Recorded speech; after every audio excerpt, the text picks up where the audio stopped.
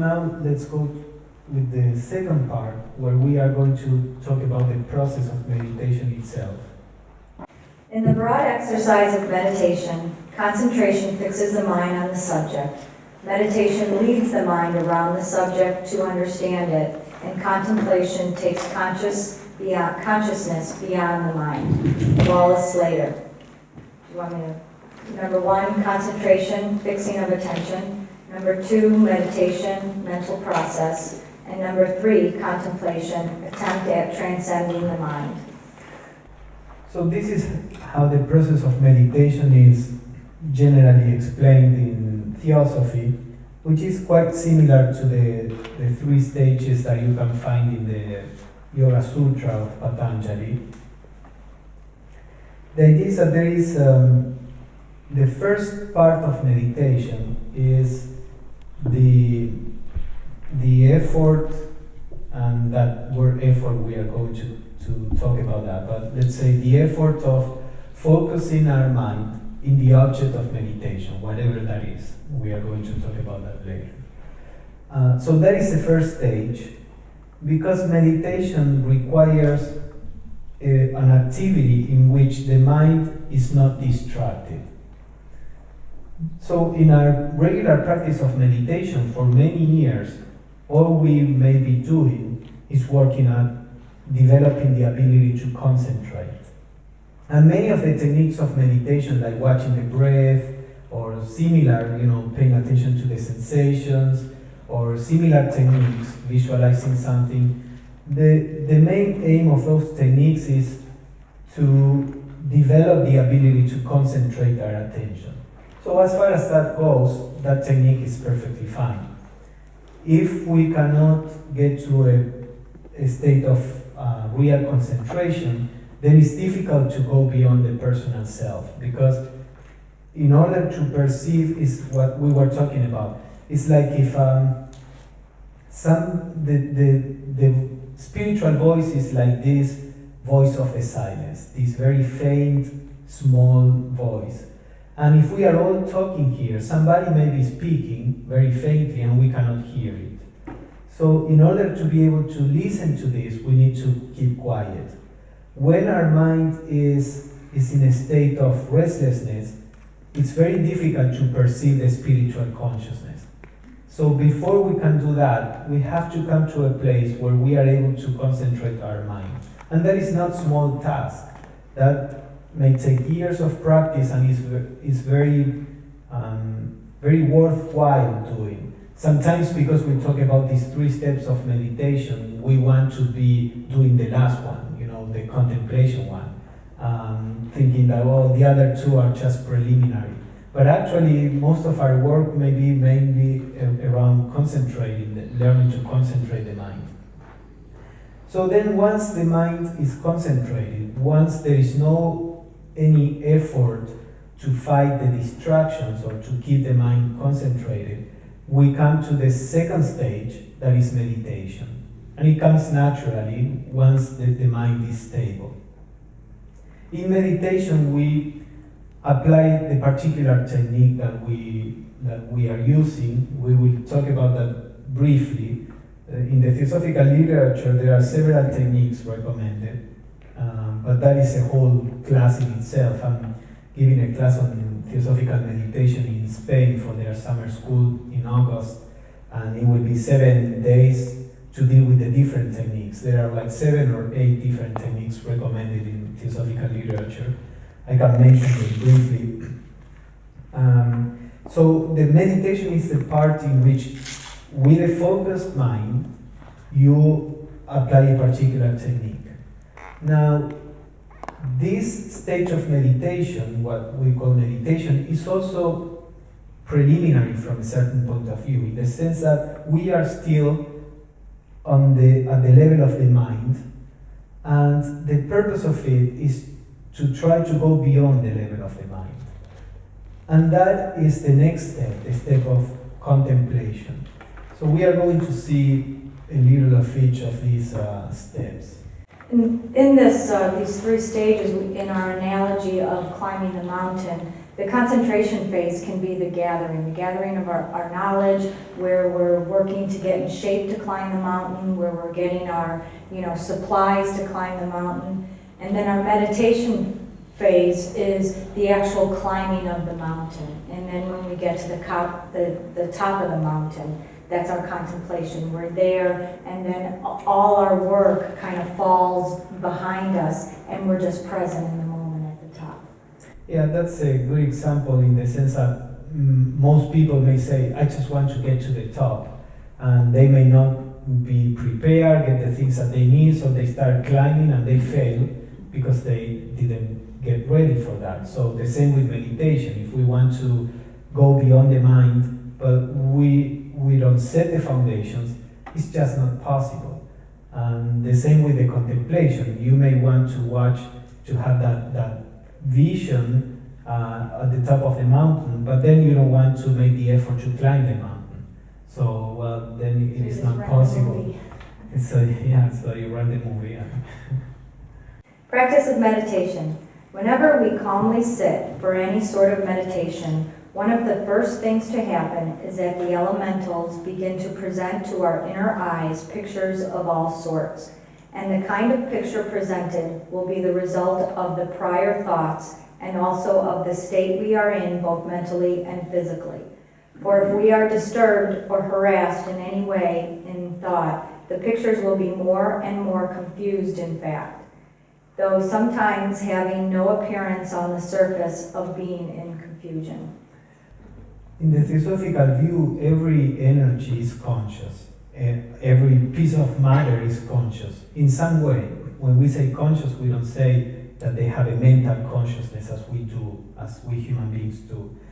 So today many people talk about energies and all this.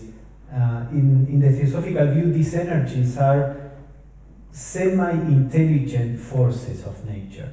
They are not just energies in the scientific way that you see is a mechanical thing.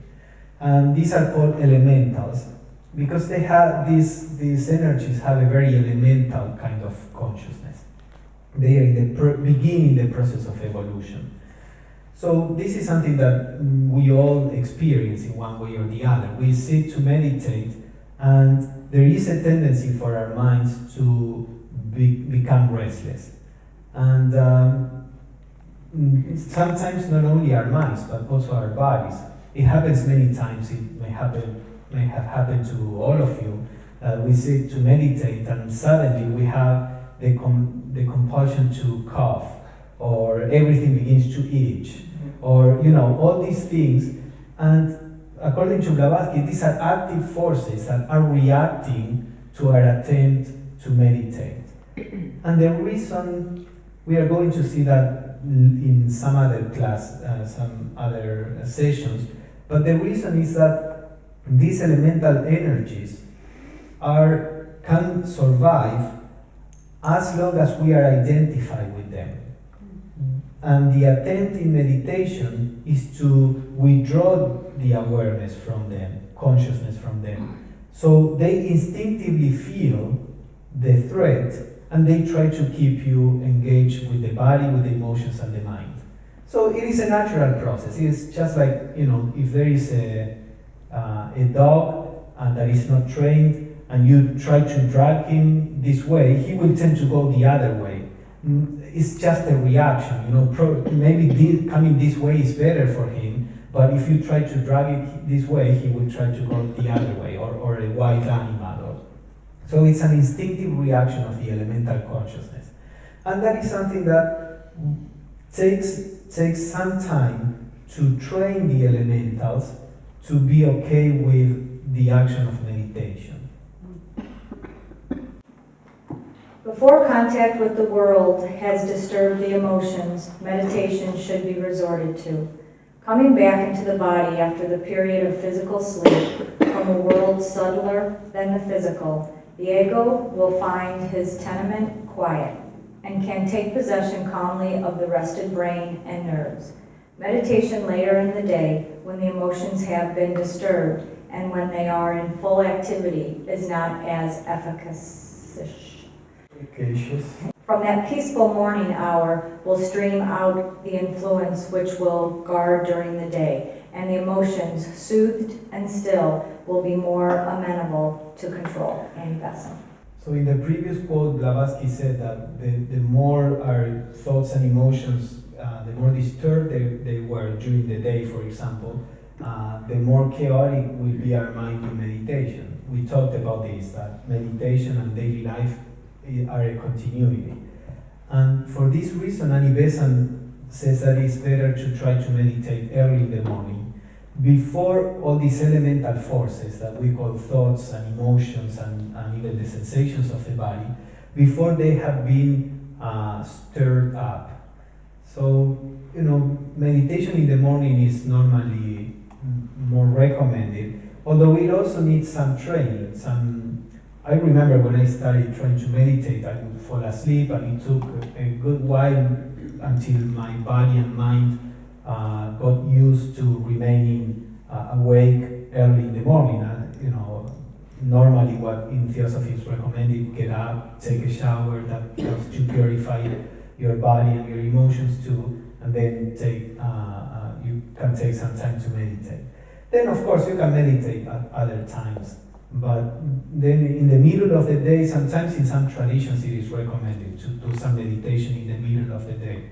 But we are so busy that you may, we all have different lifestyles. Maybe if you are retired, it's better, but if you are very busy and you try to meditate at midday, you will see that your mind is too much engaged with the things you did, what you have to do, so that may not be suitable. During the dawn, the sunset, when there is a certain peace in nature, that may be also another good moment. You already finished your activities in the day. Normally it's not recommended to meditate at night. At night we have less energy, and then we can be more influential by external energies, negative energies. So at night is not very recommendable, but you can try anyway, as long as you are doing a simple meditation that wouldn't attract too many energies. I guess you could do it. We'll talk a little about that. We must not think that there is any virtue in making ourselves uncomfortable. On the contrary, when the physical body is comfortable, we are much better able to think of higher things. Patanjali's direction is to take a posture easy and pleasant. There are two objects with regard to the position of the body during meditation. First, it should be comfortable so that one can easily forget it, for that is what one wants to do. Secondly, it should be such that if in meditation we leave the body, which may happen at any time, it will not hurt itself. In such a case, the effect of the body will be as though it had fainted. C.W. Leadbeater. So some traditions recommend postures that are very hard to maintain. Some schools of Zen, for example. And I think the reason for that is so that your mind, in the effort to maintain the perfect position, your mind is not distracted. So it's an aid to concentration. But again, in the Theosophical meditations, we are trying to go beyond the body, beyond the emotions, and beyond the mind. So if the body or the emotions or your thoughts are constantly calling your attention, then you cannot go beyond it. So for the purpose of Theosophical meditation, we need to find a posture for the body that is comfortable and stable, so that we can forget the body, as Leadbeater says there. It can be sitting on the floor. That works for many Indian people because since they are kids, they sit like that. But then many Westerners have a hard time doing it. And if your body aches, if you are struggling with the body, then there is not necessarily much sense in doing that. You can do it sitting on a chair. Dr. Tiny used to lay down and meditate laying down. he, especially by the end of his life, he was quite ill, his body was, and he said, I can meditate like that. The problem is that it's easy to fall asleep if you do it. But find whatever suits you, keeping these rules in mind. It is always recommended to keep the back straight, because then not only the blood but also prana can flow better. As long as you keep the back straight and then you find a comfortable position, then that would work.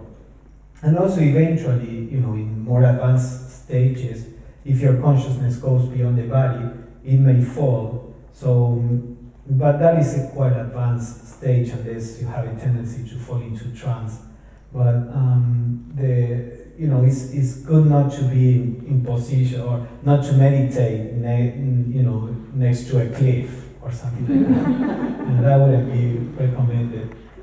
I have a friend who was meditating and his foot fell asleep. He was sitting on his bed and his foot fell asleep and he went to step off the bed and actually broke his leg.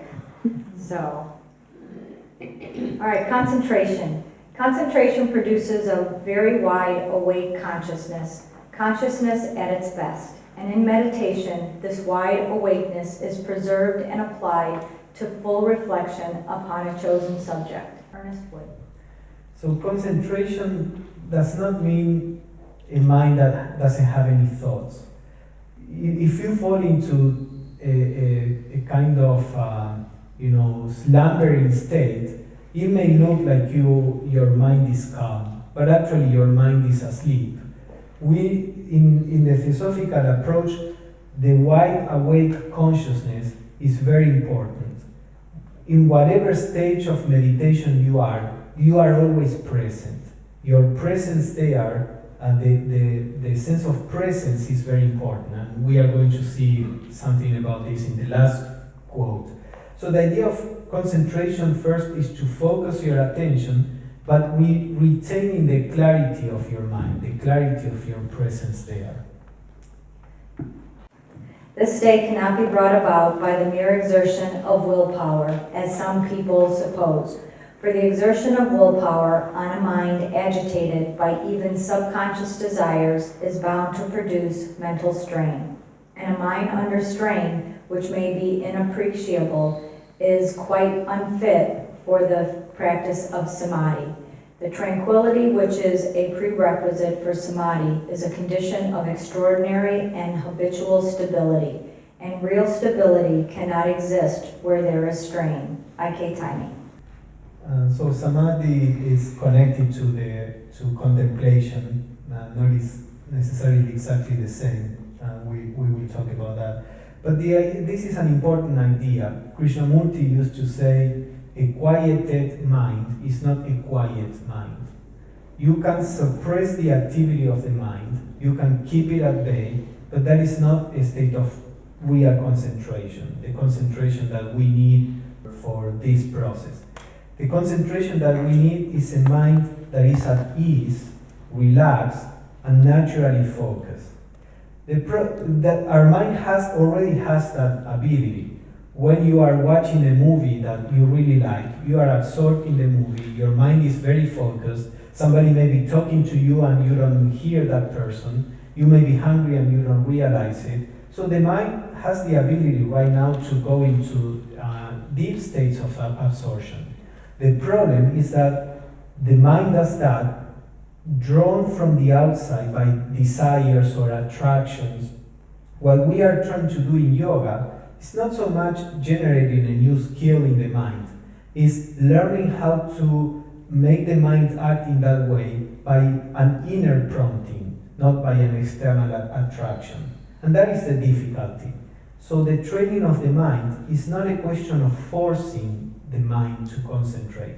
It's more a question of learning to let go of distractions, desires, memories. It's concentration more than an effort to push. It's a learning to let go. The mind can be really concentrated when we can relax mentally, relax in the sense of, again, letting go of all these things. This is why it is so important how we go through our daily life, because if in our daily life desire is a very important aspect of our normal activity, it will be the same when we go to meditate. So our mind will be jumping, the mind will say, I don't want to stay in silence, and we'll be jumping to the objects of desire, or the causes of distress, or all these things that we go through in our daily life. When we are going through a difficult time, it is many times difficult to meditate because the mind is more agitated. And you may learn to try to suppress the motion of the mind. But again, that is not what we really are looking for here. So as you see, the art of concentration from this point of view, not just suppressing the mind, is something that takes years, that involves not only sitting in a corner, it involves the whole spiritual life that we are beginning to explore this week. So the true concentration is a concentration without effort. And in the beginning, though, there will be some effort, and the analogy for that is anything in athletics or music or art. There is a certain technique that we have to follow. There is a way that we have to focus our attention on how to hold the brush, how to, what paint to use. But our goal is to get to a point that we can just work spontaneously from that inner joy or that inner love. And anybody who plays music or does art or even athletics knows that that is where you want to get to, that work from where you're doing it from inner love and not, from a coach yelling at you or from a technique that you learn. Yeah, even when you learn to drive, at the beginning you are thinking every motion, and therefore the driving is clumsy, and then it gets spontaneous, because there is an aspect, we have to remember that there are these two aspects, the unfolding of consciousness and the training of the vehicles of consciousness. So there is an aspect of training the mental body, which is not the mental consciousness. The mental consciousness, any kind of consciousness needs a particular body to express itself.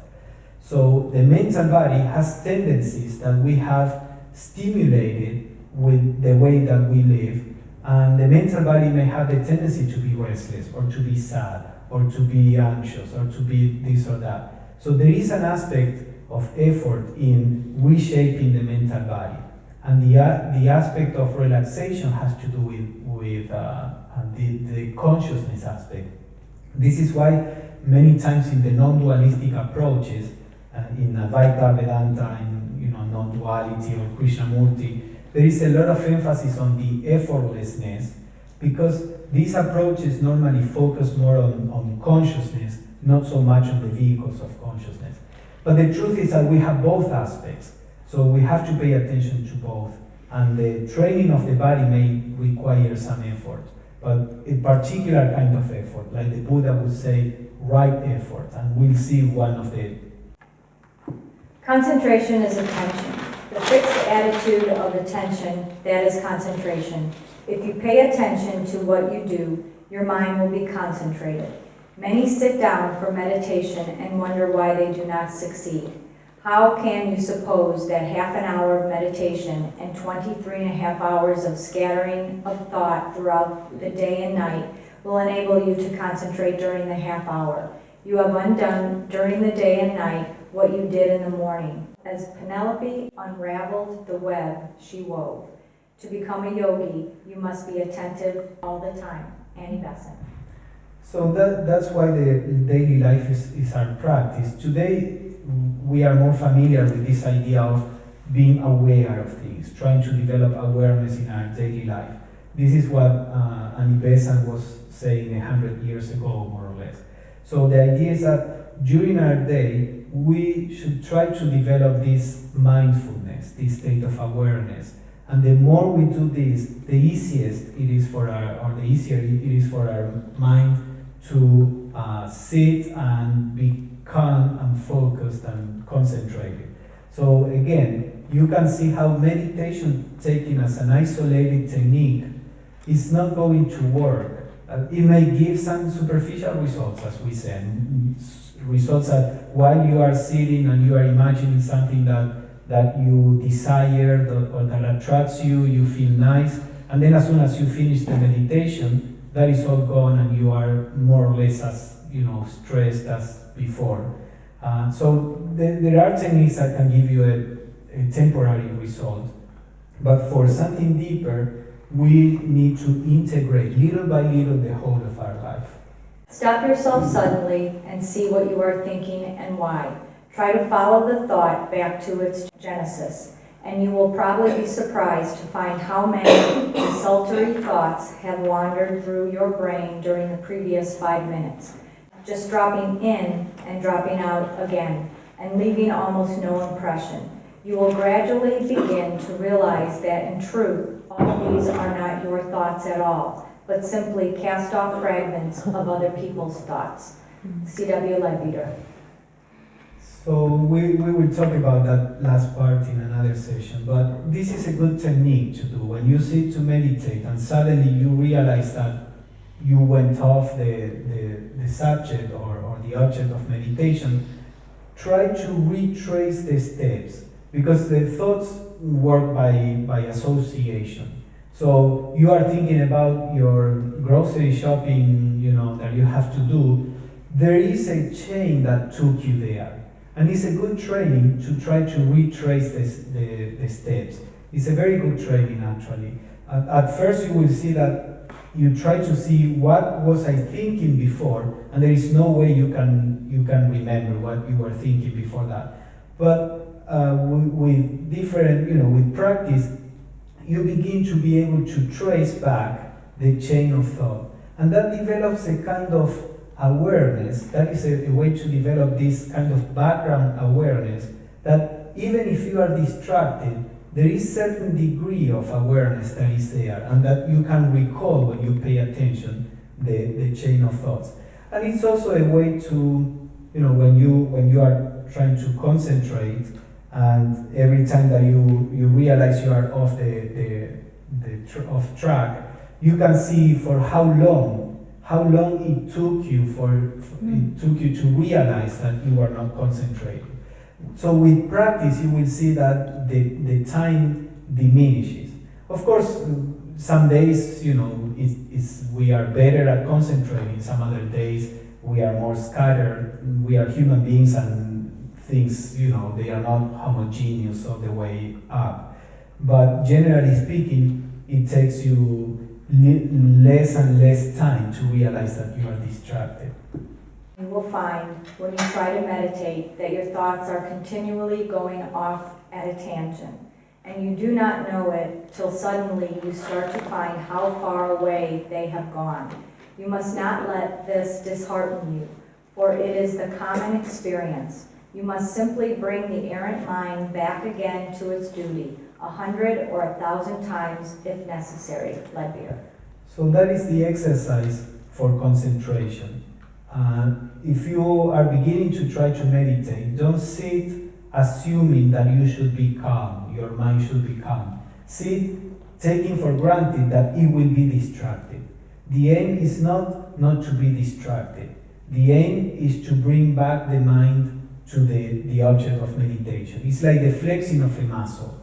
You develop the muscle by the motion of letting go, relaxing, and then making the effort. And then you let go and make the effort. So when the mind goes off track, the effort to bring it back begins to develop your ability to concentrate. Then the mind will go off, and then you bring it back again. And that motion is the one that develops, that trains the mental body to stay focused. So instead of being frustrated that your mind is constantly going off track, realize that is exactly what you need to do. So as Leadbeater says there, without being disheartened or frustrated, you gently, you realize you are off the topic of meditation, you bring it back. And then try to stay there until you will be distracted again, and you realize it and you bring it back. If you don't let ambition come into place, then the experience is an enjoyable experience. It's the experience of bringing back the mind to the topic. But if you sit thinking that you have to attain something, or thinking that will tell you how good you are, how spiritual you are, those are all the traps of the personal self that is constantly trying to maintain itself as the center of consciousness. And I think too, that's a natural part of our culture, is to be goal-oriented. You know, we want to see where we're going to get, and then we speed through getting there. One of the things that in sitting and watching our thoughts and watching them again, like Pablo said, is the natural activity and the way that the mind is strengthened. Yeah, so we are always goal-oriented. If we realize that more than the aim, or more than an attainment at the end, what is important is the process, then we can relate to this right, in a that's what different I'm saying. way. That's a natural process of the mind, is to be goal-oriented and to work to get to something and to be better. The quote that we didn't see in the last one, that's when I thought was going. The last quote that we didn't see, that I'm sure you'll touch on maybe later, but we sit and we listen to people who meditate and they say, oh, I saw these colors, or oh, I saw flashes, or I heard these signs. And I know for me, every time someone says that, I think, dang, I don't do any of that. And I've been sitting for a long time. All I got is these crazy thoughts going back and forth. So I judge myself and I judge them. And that's a natural, that's a practice in itself, to be non-judgmental, or to listen to what other people say and to be okay that I'm not there, or that's not what I do, or that's not what I'm part of. So. Yeah, and that's one of the problems also of our culture, that is so experience-oriented. Any experience is superficial. Even the experience of unity is a passing experience. You may experience unity because you don't have enough oxygen in your brain at the moment. There is this doctor that had a stroke and suddenly so we are so experience-oriented and overvalue experiences, and what is far more important is what grows slowly and gradually within us, because that will always stay with us.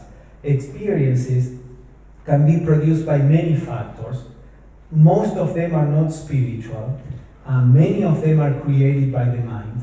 If we have an experience, we don't need to judge it or put it down. We just watch it and say, oh, that was interesting, and just forget it. Because I've seen this many, many times, that people have an experience that they think is spiritual, and that is the end of their spiritual practice. Then they stay all their life chasing a similar experience, living in memory, being frustrated, focusing on something that we should never focus. What we try to go to the realm of no experience, to a place where there is only being and not experiencing, becoming. All experience implies a duality between you and something you are experiencing. So experiences may or may not come in meditation. That is not the aim of meditation. If they come, you see them, and they are fine. If they don't come, that's perfectly fine. Actually, for example, we sit to meditate and we hear the clock ticking, and we regard that as a distraction. And then we go and break the clock, or buy one that doesn't make any sound. Now we sit to meditate, and suddenly we start hearing astral bells. And that is not a distraction, that is wonderful. We are hearing these astral bells. There is no difference. Your consciousness is being taken away from the center, whether the ticking is physical or astral. So what we want is to go to the core of our being and to realize our true nature, which has nothing to do with visions. You are sitting and then your dog is going around, and that is a distraction. If a deva is going around, that is a spiritual experience. It is the same. So there's still properties of the lower mind, the sights, the sounds. There's still that. It's in that higher realm, where there's the silence. Or Yeah, the especially in this kind of techniques, there are some techniques that they try to develop subtle senses. All these things are important because they are trying to develop the ability to see on the astral plane. But a person may see on the astral plane and being as miserable or as selfish as a person that doesn't. These are independent things. It's like thinking that because you are intelligent, you should be spiritual. We know that that is not the case. We have scientists, politicians that are very smart and they are not spiritual. And we have illiterate people that are not intelligent and they are very spiritual. We understand these things are not necessarily related. Same with psychic powers. You may have all the psychic powers you want and still be very materialistic, or have no psychic power and be very spiritual. So these are completely independent things. Sometimes they are together and sometimes they are apart. So what we look in this kind of meditation is to go to the center of our being, not to any phenomena, physical or psychic. Never concentrate to the point of making a feeling of dullness and heaviness of the brain. Never concentrate to the point of pain. Dullness and pain are danger signals of nature, that you are trying to change matter more rapidly in its arrangements than is possible consisting with health. Perfect balance is needed, neither resistance nor non-resistance to distractions, but a steady quietude so strong that waves of thought from outside will not produce any result, not even the secondary result of consciousness of something to be resisted. Annie Besson. So in the first quote, this is important, especially if you are really making an effort to concentrate. You will see that there may be a tendency for your body to be tense. So if you see that, always keep an awareness of the body. When a kid is beginning to learn how to write, that makes faces and stick the tongue out and is trying to write with their whole body. When we try to concentrate, we many times do the same.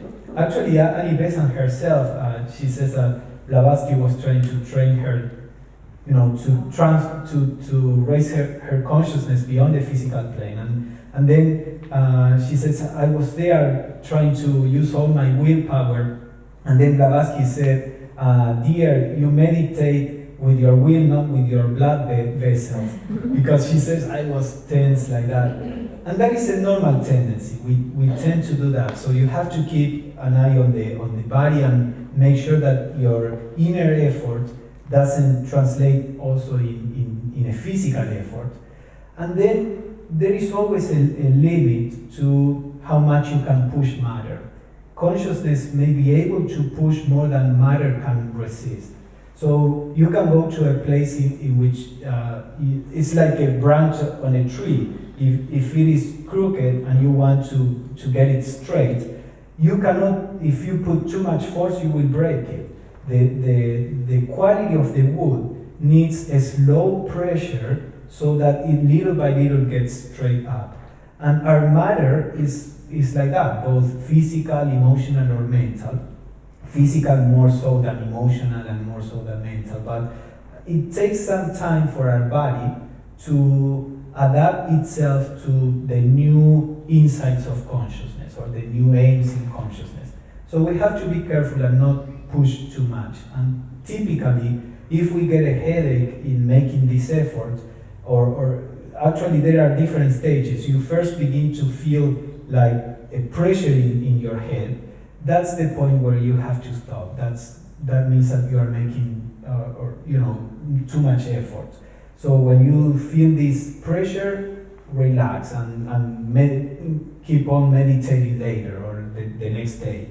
If you get to pain, then that's that you are going over the limit. Meditation.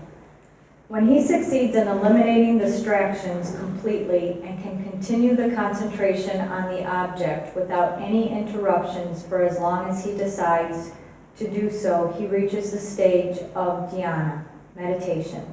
It will be seen, therefore, that it is the occasional appearance of distractions in the mind which constitutes the essential difference between dharana, concentration, and dhyana, meditation. So the difference between concentration and meditation is that during concentration you are still trying to focus the mind. There is some kind of effort. When concentration becomes perfect with no effort, then you enter in the state of meditation. And time is using the Sanskrit words for that. So it's a natural development. You don't need to think, am I in concentration, am I in meditation? You know, it's just a natural aspect. But the idea is that once you feel that you are focused, then you can start trying some particular technique of meditation. Types of theosophical meditation. And these are my words. This is how I classify these techniques. There may be other ways. This is how I say it. Absorption meditation, power of concentration. Inquiry meditation, power of reasoning. And awareness meditation, power of awareness. In the techniques that I found in theosophical literature, they seem to fall into some of these categories. There are some meditations that are based on the power of concentration. For example, if there is a technique where you visualize something that represents the sacred for you. Maybe, a spiritual teacher, or for a theosophist, maybe the master of wisdom, or maybe something that represents your higher self, and you visualize it, and the idea in this technique is to become one with the object of meditation by a deepening of concentration. So you are not really thinking about, all you are doing is being absorbed in that particular visualization, for example. And there are some other techniques that you can use. You can concentrate on objects. That is normally not recommended because it will affect your eyes. You can try to focus on a flame or a black dot on the wall or an object, but if you keep your eyes open without blinking and with the sight fixed, there are two problems with that technique. One, that you may do some kind of self-hypnosis, because just like when you leave your hand without moving for a while, you stop feeling the hand, or any part of your body. When you fix your gaze on something, there is a kind of paralysis that comes to the nerves, and they go all the way to the brain, and the brain falls into this kind of insensitive state, which is a state of hypnosis. This may feel like a trance, in the sense some people think that is samadhi, and because the state of hypnosis will last for 2 minutes or 2 hours, and then the person comes back to awareness and thinks that he or she was in samadhi, and because these 2 hours passed and he has no idea what happened there. In the theosophical view, we are going to read a quote from the Peter that is not really useful. It's not too different from falling asleep. And the other problem is that the constant fixation of your sight begins to affect the retina and your eyesight. Just like reading too much, can affect your eyes. So the same with meditation. And Ibesan says in one of her writings, in India, the yogis, they don't care if they go blind, because they really don't care about the physical plane. So they use these techniques, they go blind, and for them it's perfectly fine. But in the West, nobody wants to pay that price. So don't use those techniques of fixing your gaze. So this is the kind of absorption in which your concentration becomes deeper and deeper until you are one with the object of meditation. Then there is a kind of inquiry meditation, which is the one that we use most frequently in the TS, in which you take a spiritual truth with a concentrated mind, not with the everyday mind that is restless and pays half attention to things. With this concentrated mind, and you start pondering over this, and you start inquiring into this. In Buddhism, they use a lot this, they call it insight meditation, and you meditate on, there are typical typically 4 points in which they meditate, like the law of karma, or how wonderful it is to have a human incarnation because only as a human you can liberate yourself, and some other things. The idea in this kind of meditation is that you use the power of reasoning to produce a certain insight into spiritual truths, a deep insight that can modify your attitude in daily life. We may hear about karma, we may memorize things about karma, but as soon as something happens that we don't like, all that idea of karma goes, to waste, and we still resist to the situation because we think we shouldn't be suffering. If we really understand how karma works, we know that every circumstance is the right situation for us to work something out. So meditating on karma, for example, would change your attitude in daily life, or meditating on many other subjects. And then there is a set of techniques that are more related to awareness meditation, where you are not trying to focus on anything in particular, like in the first meditation, the absorption one, and you are not trying to think or ponder over anything. Rather, you are aware of whatever comes into the field of your consciousness, whether it is the ticking of the clock, or it is a thought that comes through your mind, or a sensation, or somebody speaking outside. The aim in this kind of meditation is not based on the object of meditation, it's based on the state of awareness. The state of awareness is the same whether you are paying attention to your thought or to an external sound. You are aware, and that's what is important in these techniques. So these kind of techniques are more based on developing an awareness of anything that is around. Let's go now to contemplation. I want to discuss a few things about this, because whatever technique we use, these techniques, as long as we are using our mind, they are still within the realm of the mind. So the aim of concentration and meditation is to take us beyond. So I want to spend some time in this. Contemplation. When the stage of meditation has become an established habit with you, with which nothing is allowed to interfere, when you can manage it fairly well without any feeling of strain or difficulty, and without a single wandering thought ever venturing to intrude itself, then you may turn to the third stage of our effort, contemplation. But remember that you will not succeed with this until you have entirely conquered the mind wandering. Leadbeater. So the stage of contemplation, we can try it at the end of our meditation, not so much at the end, but for example, suppose that you are using this kind of insight meditation, or this meditation in which we are pondering over some truth. If you are really inquiring into this, you get to a point where you have all, you get to all the understanding that you can at the moment, and then the idea is to still your mind, to drop the process of reasoning, or to drop the visualization that you are doing, or to drop the effort of being aware of anything in particular. So you drop all mental effort, and you stay in stillness and silence, like being receptive for something higher to come.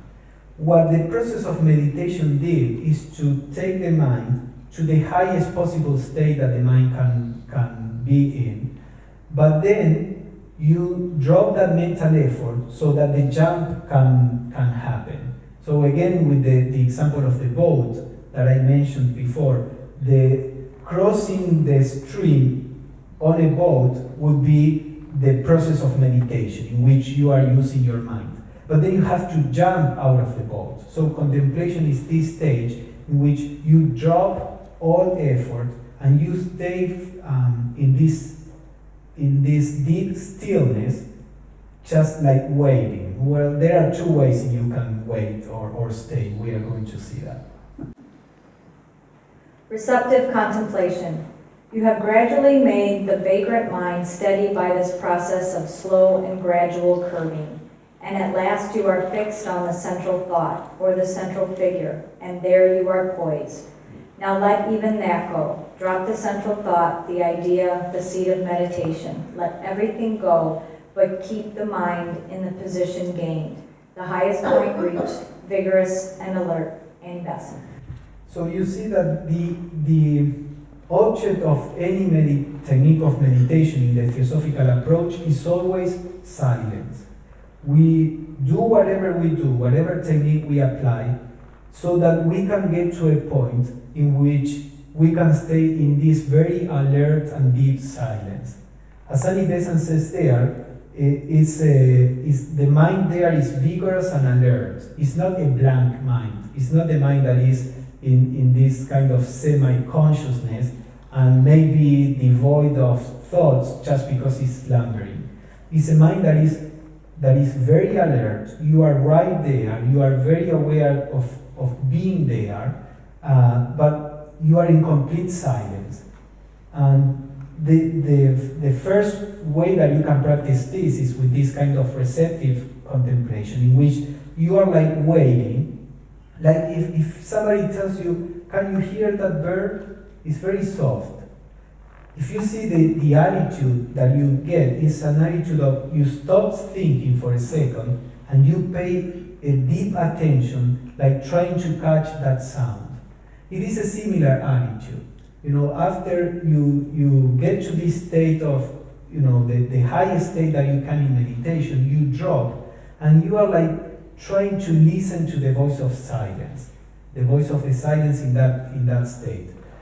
At the beginning, we can hold that effort for 3 seconds, and that is perfectly fine. You will see that it's quite difficult to maintain that attitude for too long. And Annie Besson talks very, very much about, not pushing too much in trying to maintain this attitude. So maintain it for 3 seconds, 10, whatever it is, and then thoughts will come to your mind, and then you can choose. If you are not too tired, you can try to get your mind again to a high position, and then drop again the thoughts and stay for a few seconds in silence. In time, you will be able to maintain that attitude for a considerable time. Positive effort is needed as a preliminary, and the passive condition follows later. The positive intensity of effort uplifts the consciousness to play through the higher levels of its different vehicles, or to look at the matter differently, harmonizes the vehicles, bringing them into synchronous relation with each other, so that the higher influence can play down, and only then is it safe to relax the upward straining in the relaxation of the peace thus attained.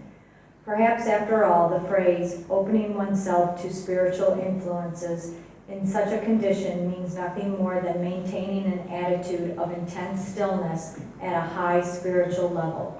Wedgwood. And sometimes the example is given like in shooting an arrow. You first make a certain effort that tenses the whole system, and then when that tension is there, you let go. If you try to let go at the very beginning, nothing will happen. So if you try to go into contemplation without going through the previous stages, nothing will happen. On the contrary, Blavatsky was normally quite against that practice. She said you will develop like a mediumistic tendency, which is the opposite to what we want. The idea of a medium at the time, and some people who channel, they have the same attitude, although some other forms of channeling is not so bad as that. But a typical medium at her time would be a person that gives up all willpower, gives up all awareness, and opens up to whatever influence is there, so that some influence can come and use that particular body. Blavatsky always said that is the opposite to the spiritual path. What we want is to extend awareness, not to give it up. What we want is to generate this spiritual will that is always present, and not to give it up. So making your mind blank without the presence of this strong awareness, is actually not recommended. But when you do it in this way, after the process of meditation, and you keep the awareness, then that is a completely different question. There is no objection to any of you who are accustomed to meditation trying this, provided that you can remember to stop the moment you feel a little bit tired. If you are really doing it, you feel tired in a moment, then there is the temptation to go on further. Don't try to do it too vigorously for the first time, because it tends to bring about a headache. It is better not to persist against that. A headache means that you are straining the nervous mechanism of the brain, which you must not do.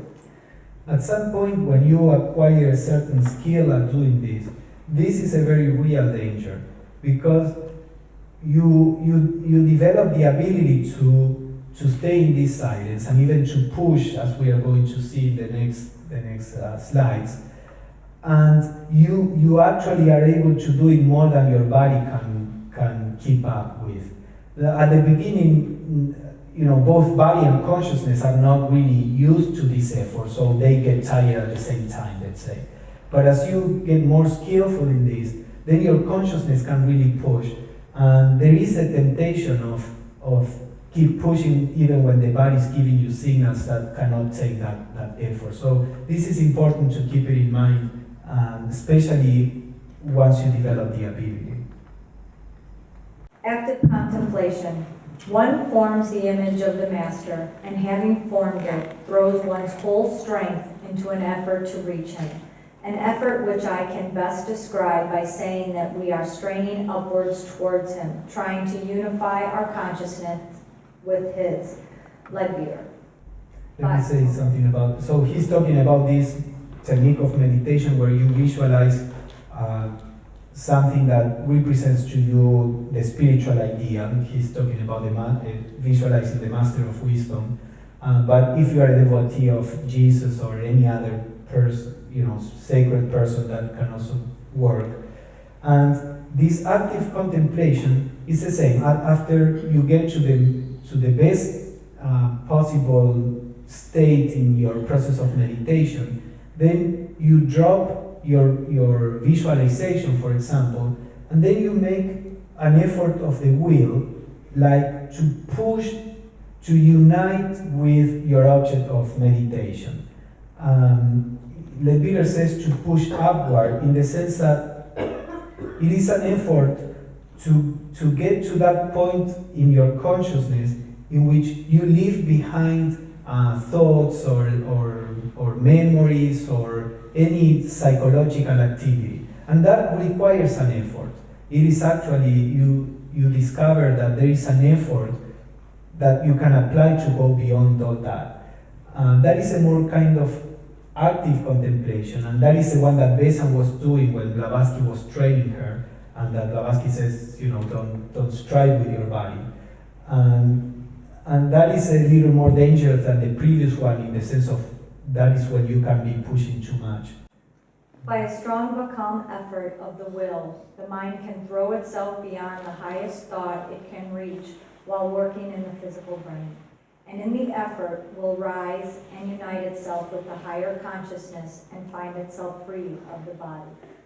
So I'm talking about all these states that for the time may be beyond most of us, but we need to know about this, because the time may come when this falls within the field of your effort.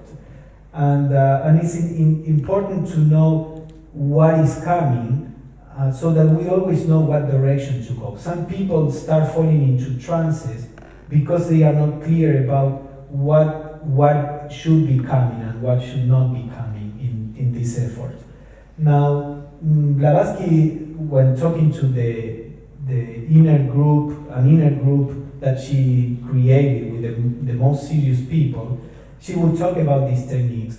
And she said, you have to try to nail your lower awareness, lower consciousness on the higher.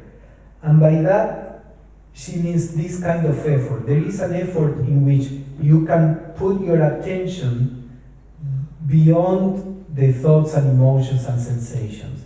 But before you can do that, you have to work gradually, coming through concentration and meditation. In fact, the process really only becomes intelligible to you as you practice it. This is so often the case in the instructions for meditation. If you try to make out what they mean, you never get very much further, because you are keeping in the questioning stage of what is meant by it, which does not help at all.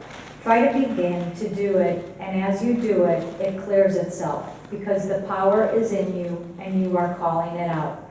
You call it out by doing it. Annie Besson. So that's also important, because all this that I'm trying to explain, it's difficult to explain and it's difficult to understand unless we have some little experience there. But this is always the case. So the way to work with these instructions is try to understand the instructions as much as it is possible with your mind, and then start trying to do it. And as you try to do it, then you start seeing, oh, this is what this meant. This is what pushing upwards means. But you can only realize all that by trying to do it. It's like if I tell you how to ride a bicycle, and I tell you, you have to keep a state of balance, don't go too much to the left or the right. You can't really know what that means until you start trying to do it.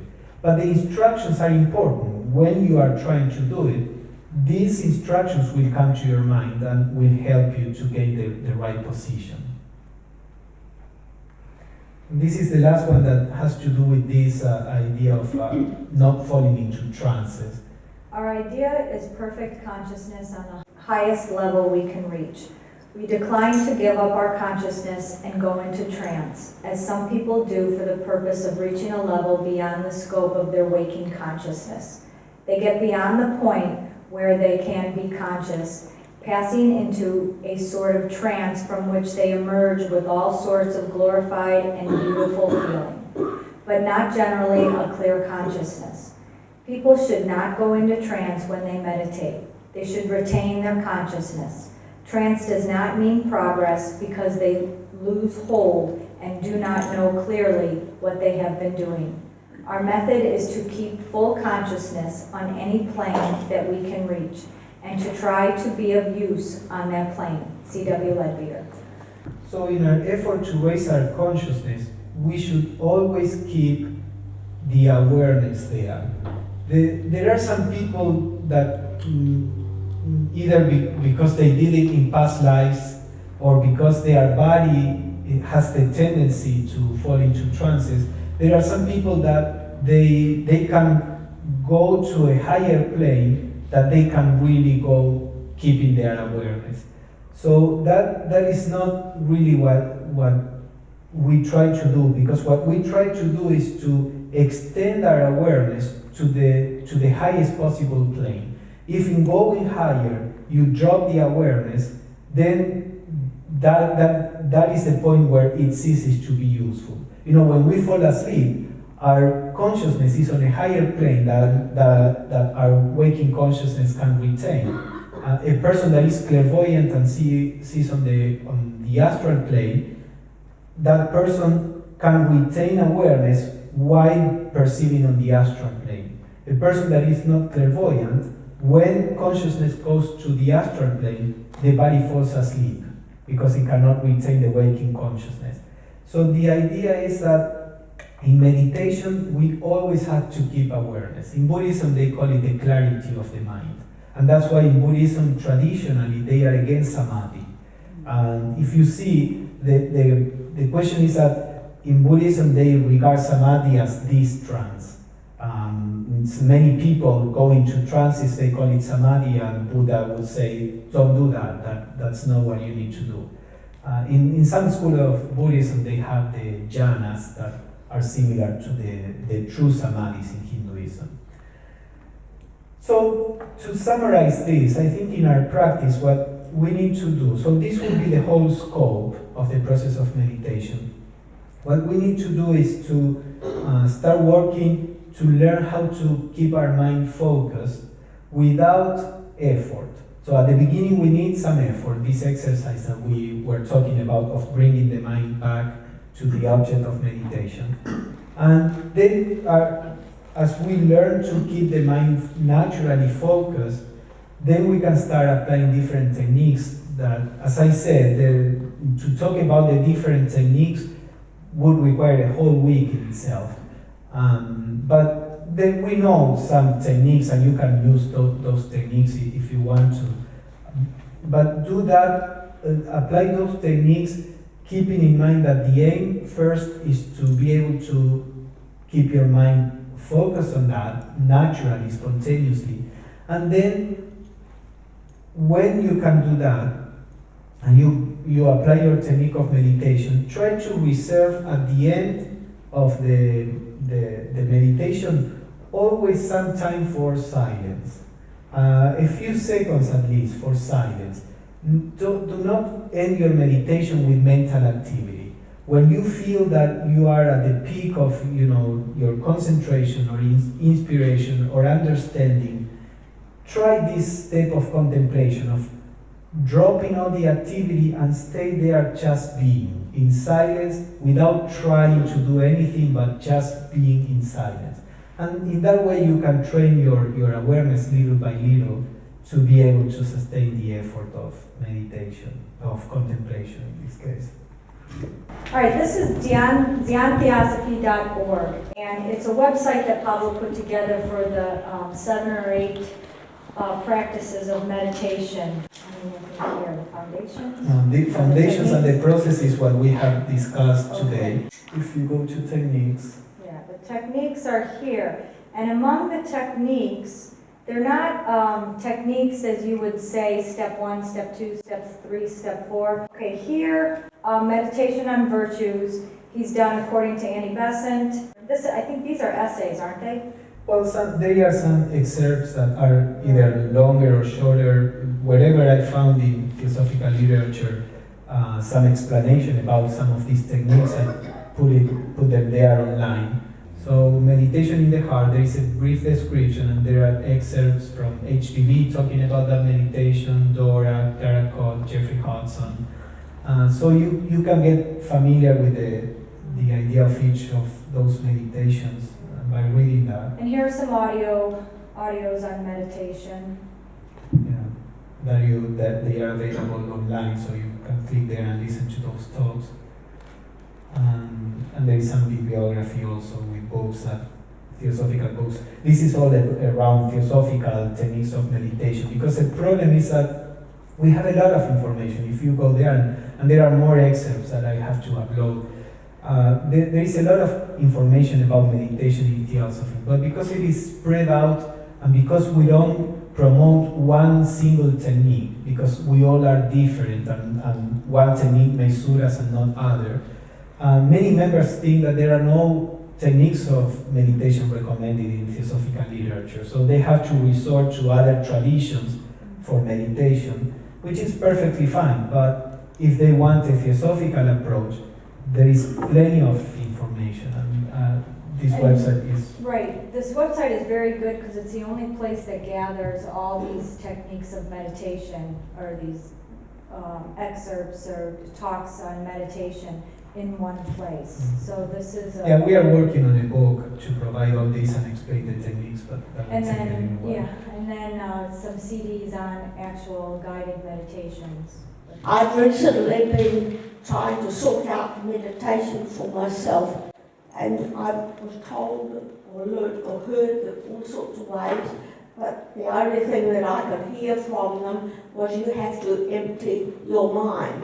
And I've started doing that and found that I could stop from thinking completely for about 15 or 30 seconds at a time, and I started wondering just what the hell's going on, because I didn't know what the hang meditation really was, because I couldn't find any real explanation. So thank you for your comments there. And the only thing I'd like to add to it is that when it comes to stilling the mind, you have at one extreme the old monkey mind which keeps on going flat out, and on the other extreme you've got the complete absence of thought. And I started realising that there's something wrong in my mental concept at the moment of meditation, and it's the real answer is somewhere between those two extremes. So it's sort of like our human duality system at the moment. That's just simply another one of them, and we need to be able to balance the two extremes, as in all the other extremes, in order to be advanced further than how we're supposed to be. Thank you. And just on a note on that, sometimes when you're first sitting, I think we have to clear the mind of those thoughts. But I always think of it as Newton's second law of motion. The harder you resist something, the resistance you get back. And so one thing that helped me was to start looking for the gaps in between the thoughts. And eventually those gaps get longer as your mind gets more in order. All right, Okay, thank you, lunchtime. everybody.